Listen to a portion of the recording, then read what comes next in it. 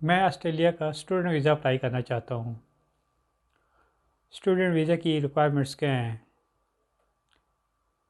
और इसके एडमिशन को इमिग्रेशन रूल्स में क्या कहते हैं?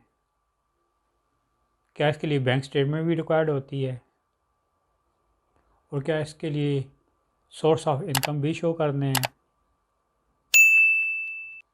बैंक स्टेटमेंट कितनी रिक्वायर्ड होती है? मुझे एडमिशन किस कोर्स में लेना चाहिए और फीसेस कितनी होती हैं? व्यूअर्स, ये बहुत से क्वेश्चंस हैं जो ऑस्ट्रेलिया का स्टूडेंट वीज़ा अप्लाई करने वाले के माइंड में होते हैं। वो नॉर्मली यही सारे क्वेश्चन हमसे पूछते हैं। तो इस वीडियो में तमाम डिटेल्स मैं आपको शेयर कर देता हूँ। तो आइए स्टार्ट करते हैं।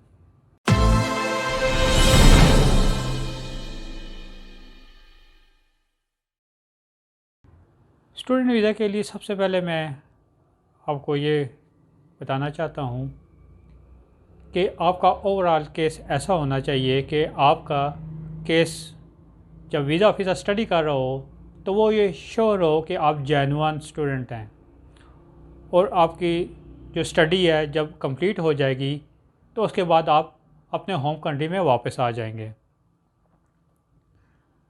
तो इसके लिए मुख्तलिफ आप डॉक्यूमेंट्स दे सकते हैं।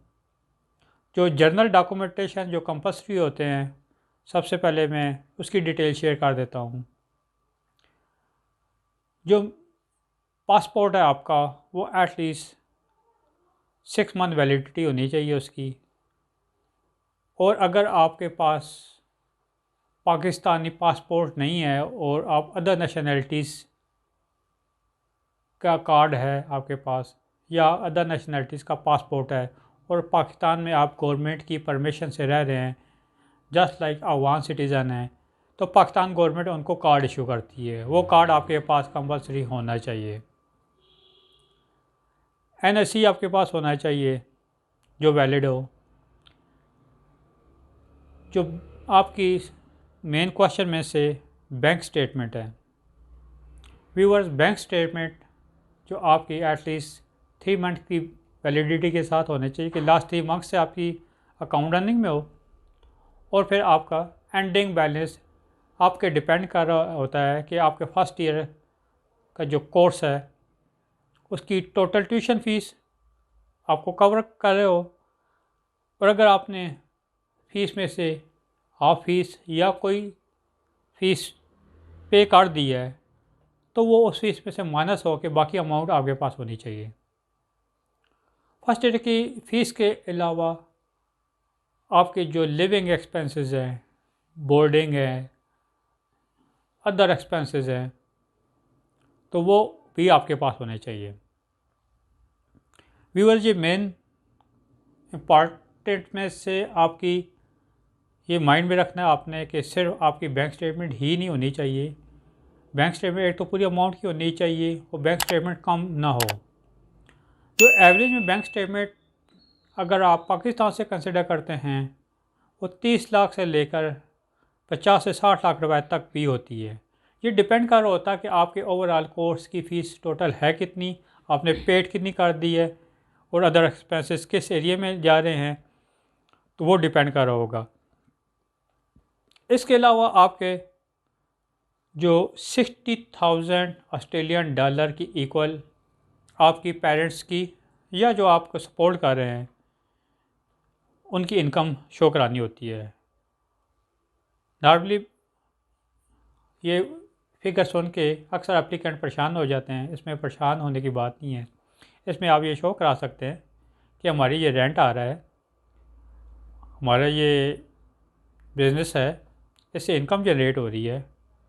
तो बहुत ज़्यादा भी डेप्थ नहीं जाते, लेकिन जनरल डॉक्यूमेंट वो सारे रिक्वायर्ड करते हैं ताकि वीज़ा ऑफिसर सेटिस्फाइड हो। अब जहाँ तक बात है एडमिशन की, एडमिशन को इमिग्रेशन रूल में कॉस्ट कहते हैं, COS। इमिग्रेशन रूल में कॉस्ट में आपको किस कोर्स में एडमिशन लेना चाहिए ये डिपेंड कर रहा होता है। जस्ट लाइक आपने बिज़नेस एडमिनिस्ट्रेशन की फील्ड में आपने BBA कंप्लीट किया है और MBA में जा रहे हैं तो एक्सीलेंट है। लेकिन अगर आप डायरेक्शन चेंज करना चाहते हैं तो उसकी जस्टिफिकेशन देनी होती है कि आपने डायरेक्शन चेंज क्यों कर रहे हैं। कोर्स में ये होगा कि आप एटलीस्ट आपको ये ट्राई करना चाहिए कि आप अपर लेवल में जा रहे हों। लेकिन अगर आप सेम लेवल में जा रहे हैं और कोर्स डिफरेंट है तो वो भी आप चूज़ कर सकते हैं। ये आपकी रिक्वायरमेंट तक होता है। अगर आपकी जस्टिफिकेशन से वीज़ा ऑफिसर सेटिस्फाइड है तो वो अनफ है, वो डॉक्यूमेंटेशन भी अनफ है। इसके अलावा आपको इंश्योरेंस की ज़रूरत होती है। अब इंश्योरेंस कितनी पीरियड की चाहिए आपको डिपेंड कर रहा होगा। इंश्योरेंस इस तरह भी नहीं होती कि 4-5 लाख रुपए होती है। इंश्योरेंस इसकी डिपेंड कर रहा होगा जितना आपका कोर्स है, जितने आपके ओवरऑल एक्सपेंसेस हैं वो कंसिडर कर रहे होते हैं। इसके अलावा जो डॉक्यूमेंटेशन में है आपने FRC लगानी होती है। FRC में सपोज़ आप सिंगल हैं और आपके पेरेंट्स आपको सपोर्ट कर रहे होते हैं तो FRC एक प्रूफ है कि आपने जो आपका सपोर्ट करने वाले पेरेंट्स में से मदर हैं या फादर हैं तो रिलेशन प्रूफ हो रहे होते हैं। और कुछ केसेस में हस्बैंड अप्लाई कर रहे होते हैं, इवन उनकी वाइफ उनको सपोर्ट कर रही होती है। और कुछ केसेस में वाइफ अप्लाई कर रही होते हैं और हस्बैंड उनको सपोर्ट कर रहे होते हैं। ब्लड रिलेशन में ये है कि जो भी सपोर्ट कर रहा हो तो वो डॉक्यूमेंटेशन उनकी चाहिए होती है कि उनके सोर्स ऑफ इनकम क्या हैं। एक एफिडेविट ऑफ सपोर्ट होता है, उसमें सारी डिटेल लिखनी होती है कि मेरा बिज़नेस ये है या मेरी जॉब ये है, मेरे सोर्स ऑफ इनकम डिटेल के साथ होते हैं। वो सोर्स ऑफ इनकम आपने शो कराने होते हैं ताकि वीज़ा ऑफिसर सेटिस्फाइड हो। एक तो अमाउंट आपके पास तो अवेलेबल है ही, लेकिन आपकी सोर्स ऑफ इनकम क्या है, ये अमाउंट जनरेट कहाँ से हो रही है। जो आपकी 40, 50, 60 लाख रुपए की जो भी स्टेटमेंट है, ये अमाउंट जनरेट कहाँ से हो रही है, उसकी जस्टिफिकेशन आ जाती है। इसके अलावा डॉक्यूमेंटेशन में जो सपोर्टिंग डॉक्यूमेंट्स हैं जो आपको शो कर रहे होते हैं कि आप जेन्युइन स्टूडेंट्स हैं, वो आपने अटैच करने होते हैं, जिसमें मेनली आपका आ जाता है आइलेट्स। अगर आप अंडर ग्रेजुएट पोस्ट ग्रेजुएट में अप्लाई कर रहे हैं तो एटलीस्ट आपके 6 बैंड या 6+ बैंड होने चाहिए। ये आपको मेन सपोर्ट में से ये वीज़ा ऑफिसर कंसिडर कर रहा होता है कि ये जेन्युइन स्टूडेंट हैं और उन्होंने आइल्स कंप्लीट किया है और बैंड भी आपके 6, 7 या प्लस में जो भी हैं।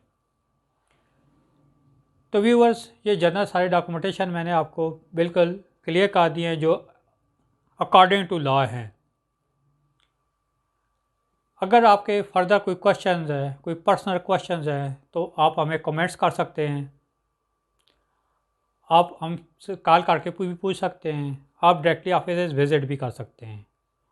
तो व्यूअर्स, आप हमारे चैनल को सब्सक्राइब करें।